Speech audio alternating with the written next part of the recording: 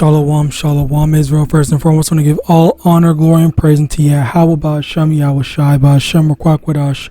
Double honors to the elders and apostles of Great Millstone. Shalom to mighty Akim Wakwathim, who are diligently waiting to be delivered from this final captivity, as well as the speckled bird that may look like the other nations, but are actually Yasharallah. This is Brother Kawakab coming at you with another lesson. Today, 1 Thessalonians 5, verse 17. Pray without ceasing. So today's lesson is going to be on the importance of prayer, and the reason why I say this is because lately I've been seeing the whole updates about actually perfect. That's so crazy how things like this just happen. I don't have it. I don't have the idea then when I'm setting this up and I'm getting all the things in place, but then as I do it, then that's when it comes to me. Second Ezra chapter 9 verse 1. He answered me then and said, measure thou the time diligently in itself, and when thou seest part of the times past which I have told thee before, then shalt thou understand it is the very same time when the heights will begin to visit the world which he made. So as a result of that, what that means is we're watching the signs of the end, and that is what is helping us have faith. That is what's helping us know that we're just that much closer to the end. Yahawadah is on his way. He's gonna come here. He's gonna deliver us. He's gonna save us and all that stuff. We're still waiting for that, and Yahawadah it's gonna be sooner rather than later. But ultimately, what we do is we need to be praying. We need to keep on praying and asking Yahawadah to can you come down, deliver us, do this, do that, or whatever, stuff like that. Because and it's lucky because there's some more precepts that goes to this, because it is so important to pray. I don't want to go into any of that generic shit that people that the Christians talk about, because I think that's just ABC 1 2 3 shit. You should already know that stuff. But aside from that, I want to go into the actual important stuff, where such as frequency of said prayer. Okay, because are you Slocky? That is the basic shit. But consistency. I think they said consistency is king or some shit like that. I don't know. But you should be revering Yahawadah a lot more, rather than I need something this, I'm gonna pray, or I need that, or whatever, I'm gonna pray and whatnot. Why are we only doing that? Alright, why Slucky, why are we doing that? Why is that the practice? Okay, that's some disrespectful shit, I'm not gonna lie. Alright, you are and you have to really think about it like this. Alright, if you as a parent, if you have a kid and your kid is asking you, hey, give me some money or whatever, I need some money, or I need help, I need you to help me get out of jail or some shit like that. Okay, then it's this little shit doesn't care to listen to me when I tell them not to do something. They don't want to do they don't want to have discipline. They're just a demon, and they only want help. They only call me when they need help or something like that. That's not something that you that's not something that you want. All right, that's disgusting behavior. All right, now verse 18, in everything give thanks, for this is the will of Yahweh and HaMashiach Yahawashi concerning you. And there was another precept called I remembered. There was another precept I want to get, because I just recently learned it. It was a really good I really liked it. Because it showed just how.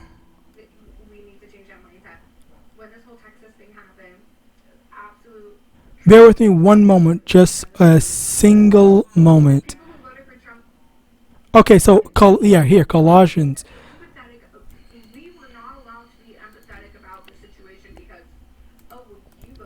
So here, Colossians chapter 3, verse 17, and whatsoever ye do in word or deed, do all in the name of the Lord Yahawashi, giving thanks to Yahweh and the Father by him. Basically the thing here is basically the thing here is that we, in anything and everything that we do, we should be reverencing or doing it in the will in the name of Yahweh Yahawashi.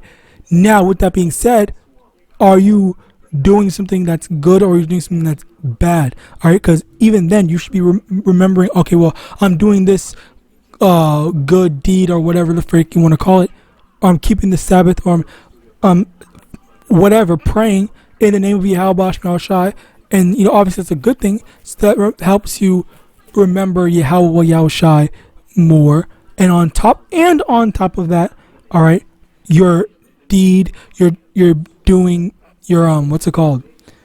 You're giving reverence. Okay, Slocky, it's over here. Let me just get an additional precept so I can further prove what I'm talking about. It was John. Is it 14? John 14:13, and whatsoever ye shall ask in my name, that will I do, that the Father may be glorified in the Son. So, verse 14, if ye shall ask anything in my name, I will do it. So, the general thing is that as you are asking or you're doing something and something is successful, something is amazing, it shows the glory. It shows the glory, because even then, I had talked about this with a brother. I had talked about this. I spoke about this with a brother, and a parent, and it goes to show. So it goes to show that Yahawadah can be glorified in anything, even in the most simplest of things, like playing a video game. All right. Now the thing about this is, I used to play in some competitive video game tournaments and stuff like that. And, I played it with my brother and stuff like that, or played with my brother, like we were trying to win and all that stuff like that. And, he would pray. He would pray and before, to say, oh yeah, I really hope we need to win this, that, and third and stuff like that. And I thought, should we? And I was always thinking to myself, is that not like disrespectful to ask about something so trivial? Like, isn't that not like something that's kind of like why are you asking about something that's so stupid and stuff like that? It's like, it's just a video game and stuff like that.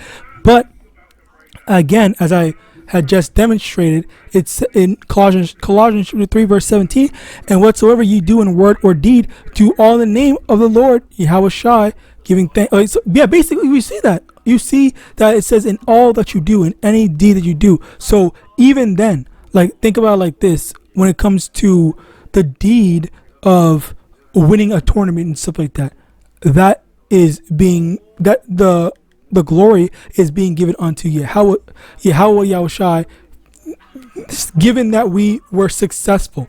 All right.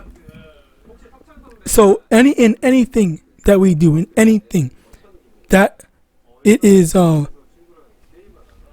sluggish. So in anything that we do, that is where there is glory that belongs to Yahawadah as a result of that. So yes, like stuff like that, it does glorify Yahawadah. Hence the need for constant prayer, even prayer for the smallest things. But that is not to say that you should I mean, if you want to, sure, I guess. But the main thing is that constant prayer. Like, that's the main thing. It's like, maybe make your own schedule or something like that on how many times you want to pray a day, morning, night. But definitely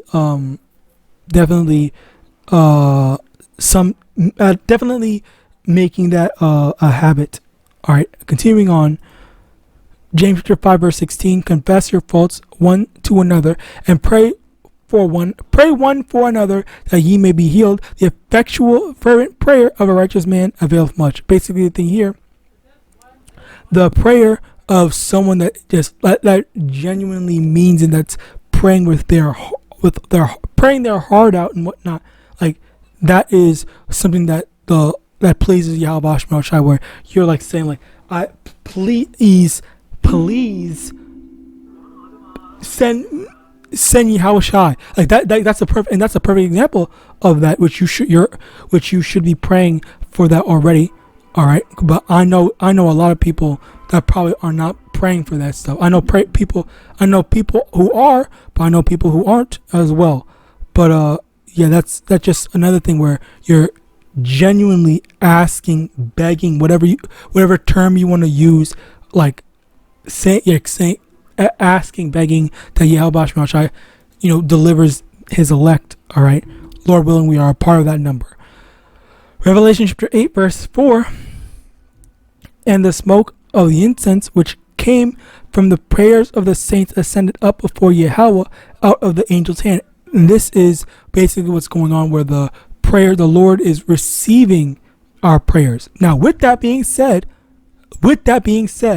I also want to add this, because this is a very critical thing. All right, this is one of the major reasons why I'm making this lesson in the first place. Luke chapter 18 verse 1, and he spake a parable unto them to this end, that men ought always to pray and to not faint. Okay, so listen up.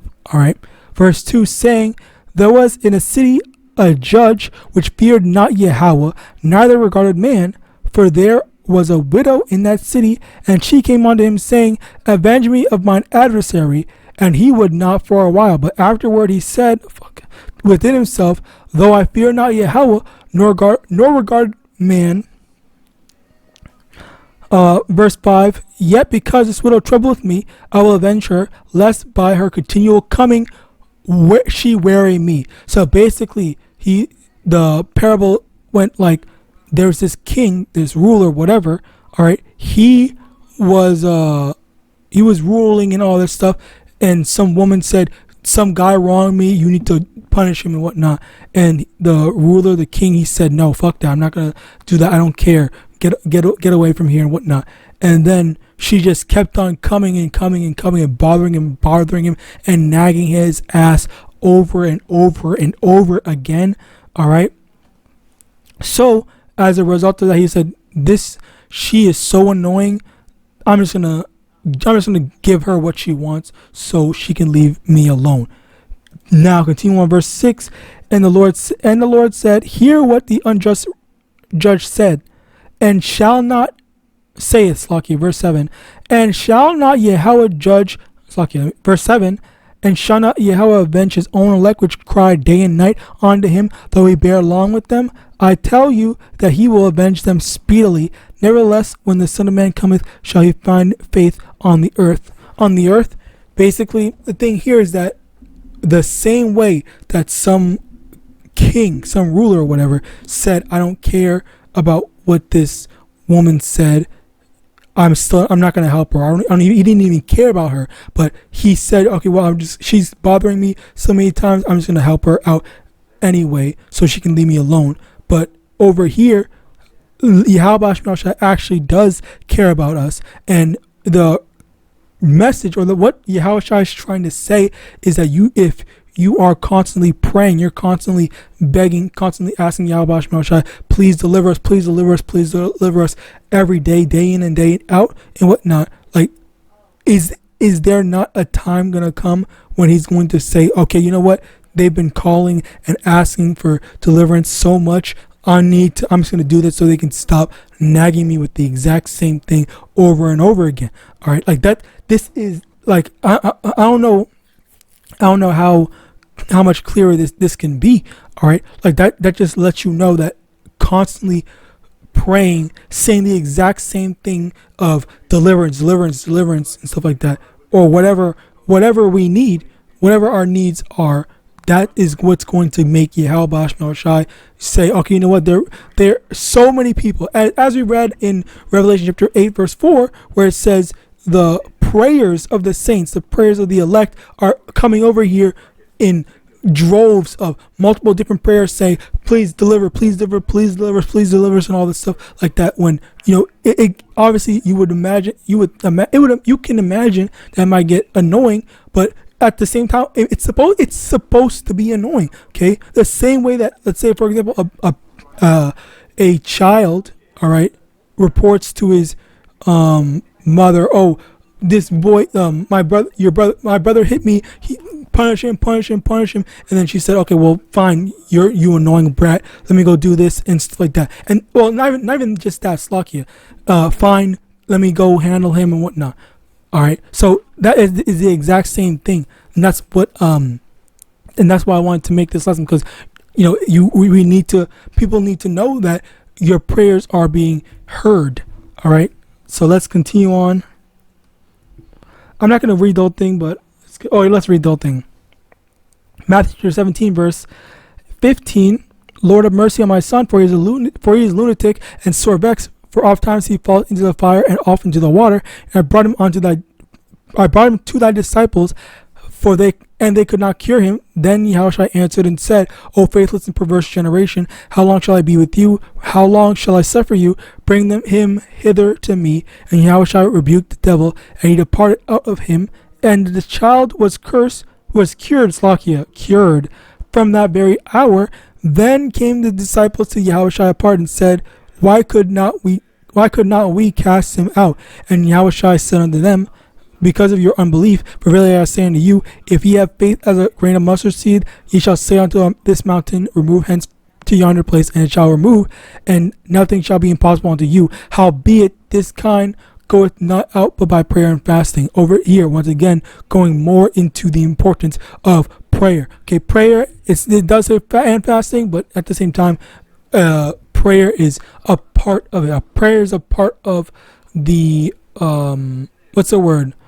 The help that we receive from YAHAWAH, because we need to be able to report on to YAHAWAH, hey, we need help, we need this, we need that, or whatever, stuff like that, or even just thanking YAHAWAH, because that's also another thing as well. Like, are you, despite everything, despite our captivity, are there not ways where the Lord has been helping us out, all right, improving our situations or whatever, all right?